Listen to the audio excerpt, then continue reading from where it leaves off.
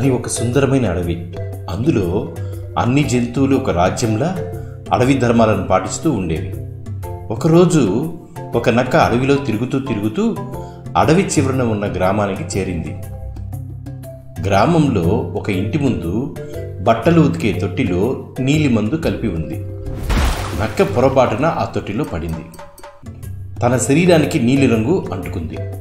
ఆ ఇంటి యజమాని నక్కను చూసి చనిపోయినట్లుగా భావించి దానిని బయటికి తీసి పడవేస్తాడు.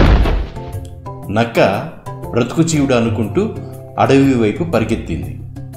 కాసేపటికి ఒంటి మీద తేమ ఆరిపోవడంతో నక్క శరీరం మొత్తం నీలం రంగుగా మారిపోవడం గమనించింది. తన కొత్త రంగు చూసి నక్క సంబరపడిపోయింది. ఇంతలో నక్కకు ఒక టక్కరి ఆలోచన వచ్చింది. అడవిలోని జంతువులన్నిటినీ సమావేశపరిచి, మిత్రులారా, వనదేవత ప్రత్యక్షమై నన్ను దీవించి నా రంగుని ఇలా మార్చింది. ఇక ముందు ఈ అడవిని నన్నే పాలించమని చెప్పింది. జంతువులన్నీ నక్క మాటలు నమ్మి వినయ విధేయతలతో ఆ నక్కకు రాచ మర్యాదలు ఇవ్వడం ప్రారంభించాయి. క్రమంగా నక్కకు అహం పెరిగింది.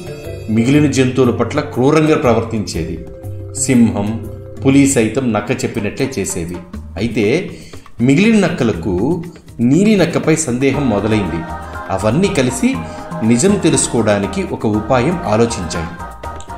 ఒక సాయంత్రం అన్ని జంతువుల సమక్షంలో మిగిలిన నక్కలు ఆకాశం వైపు చూస్తూ ఊలలు వేయసాగాయి.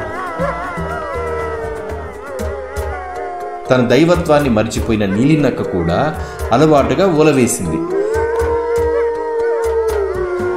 మిగిలిన జంతువులు నీలి నక్క మోసం గ్రహించాయి.